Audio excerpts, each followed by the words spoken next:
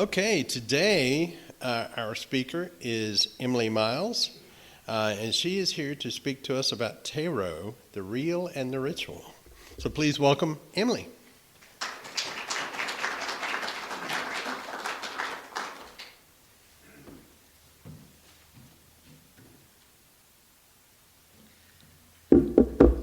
Okay, so quick show of hands, I guess. Do we think we can do an interactive and listen while I talk? Yes? Yes? Okay. So there's a form of tarot reading, and I'll get into a bit of the philosophy behind it. But what I'm going to do is pass around this basket. It's full of my tarot cards. They're the Rider-Waite deck. And you're going to shuffle them. And I want you to really embrace your inner child and get kind of weird with it. The only rule is please don't bend or tear the cards. And you just shuffle as much as you feel you need to. And then you're going to pass it on to the next person. And while you're shuffling, I just want you to think about the community that you have here and the energy that this space gives you. Okay? And then when you're done, you can just bring it back up here, or maybe someone else wants to shuffle it some more. It's really, really, truly vibes-based, okay? All right. And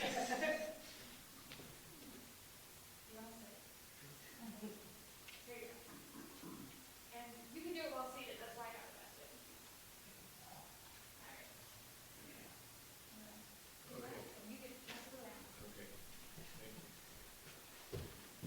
I'm trying to be smart with my time here. All right, so for those of you who don't know me, my name is Emily. My pronouns are she, they. I work for Mark, and he invited me to do this talk today, and I'm very excited to do it. I do an event at the tap room called Tarot Tuesdays, where I do readings and I teach tarot. So anyone in here ever had their tarot cards read before? Yeah, okay, quite a few people, so you're kind of familiar with it. I think I see a few people who have been to our Tarot Tuesday, maybe. So tarot itself was not originally a divination tool. It started as just a card game back in the 15th century in Italy. If you saw an early version of the deck, you would say this looks kind of familiar because our playing cards that we use today are based on the tarot deck. So originally it did not start as a divination tactic. Also, just a quick note that I forgot to mention. This is my first time speaking at the UUCH. I'm a little nervous. And my background is in academia, which means that I'm very unused to giving I statements, unless I'm going to say I'm proving something, which is notably not what you do with faith. So, so this is the first time for me, so please bear with me. And I am going to split it into two sections. The real is the background and the science. The ritual is the part I am most uncomfortable with because that's my personal belief system. All right, so, sorry, back to the original.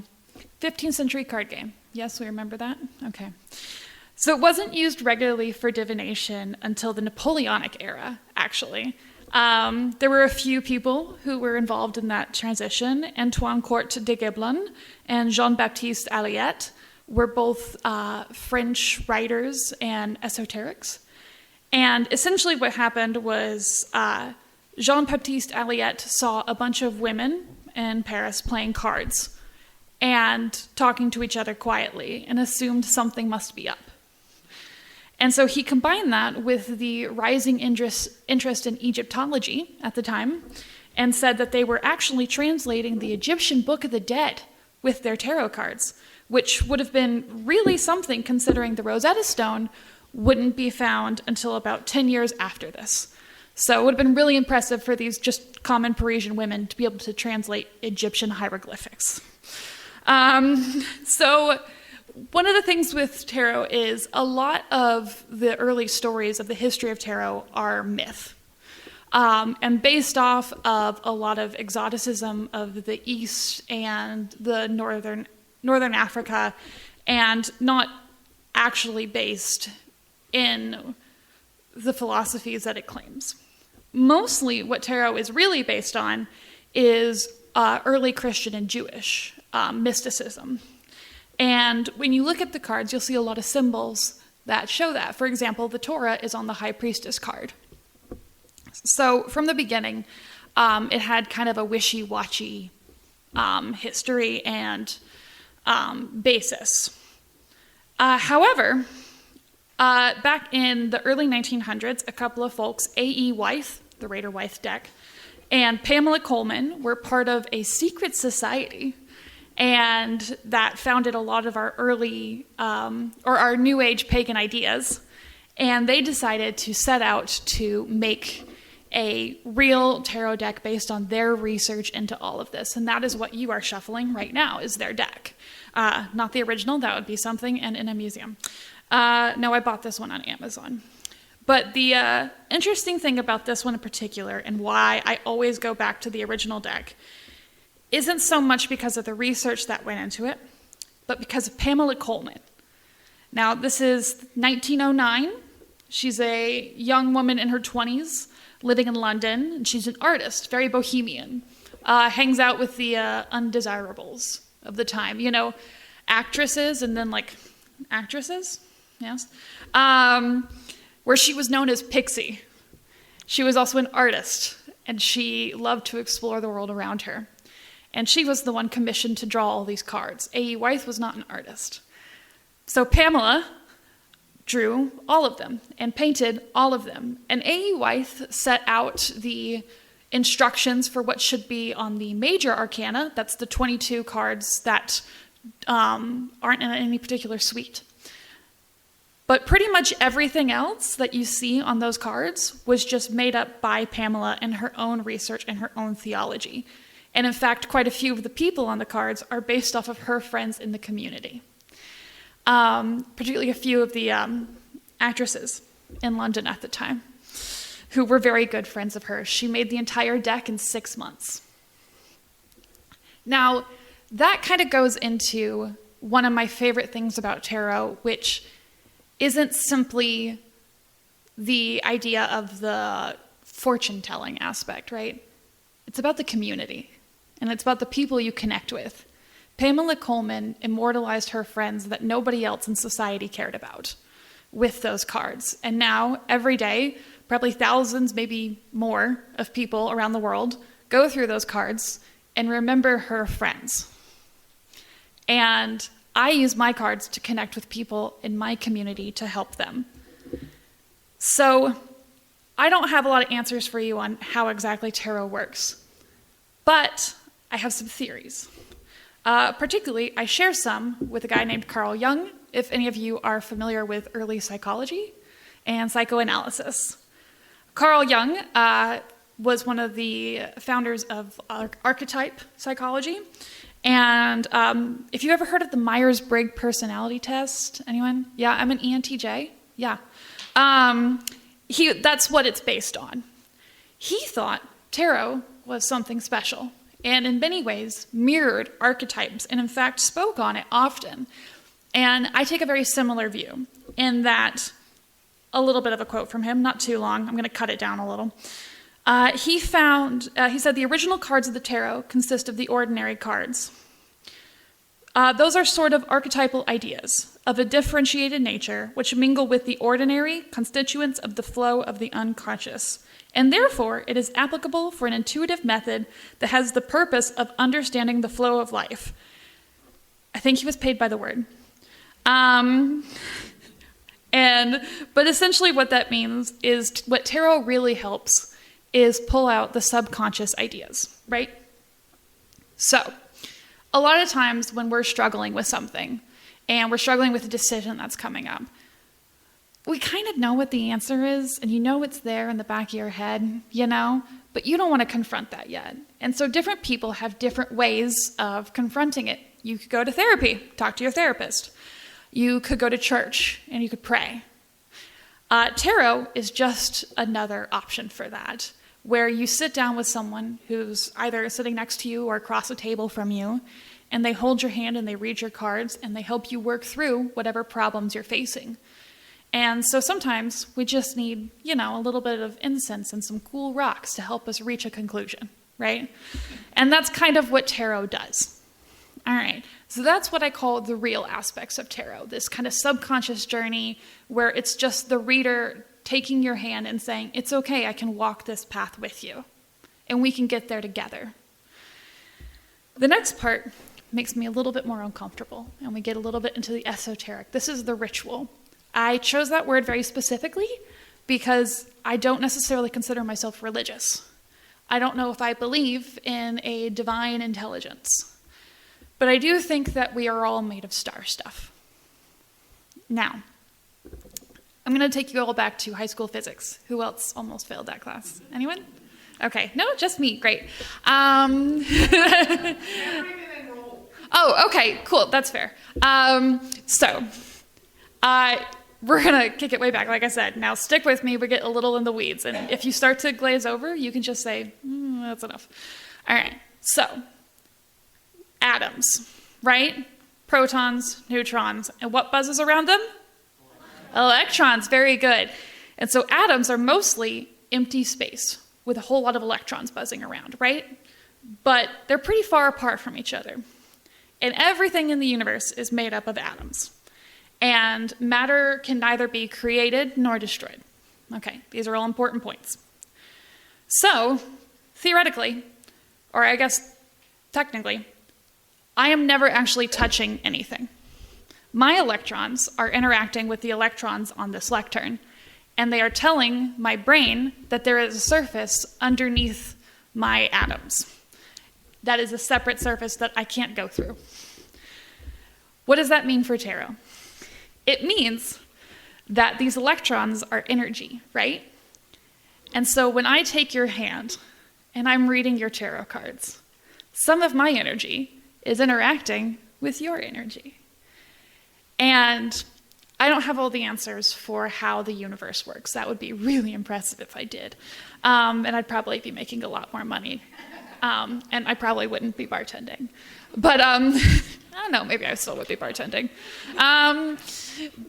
But what I do believe is that our energy persists even when we don't. And the energy of the universe can interact with us.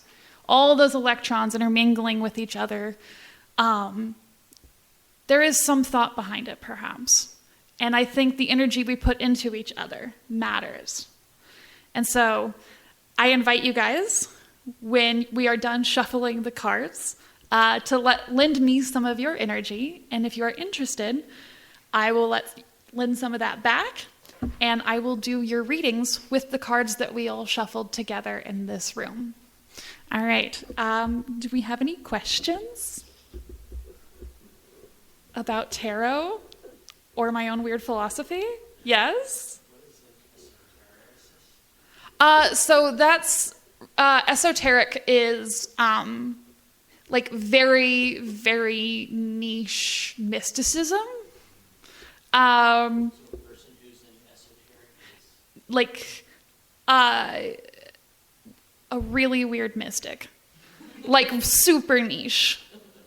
That's what the early writers about tarot called themselves, were esoterics, because only they could understand. It wasn't for everybody else. It is for everybody else. If anyone tells you they have the only rules for tarot, they're lying. It's a card game, but it's also really fun and really helpful as a tool. Okay. All right. Any other questions? I feel so weird standing behind a lectern. Yes? Can you play actual card games with a tarot deck? Oh, you absolutely can. And you can read a playing card deck.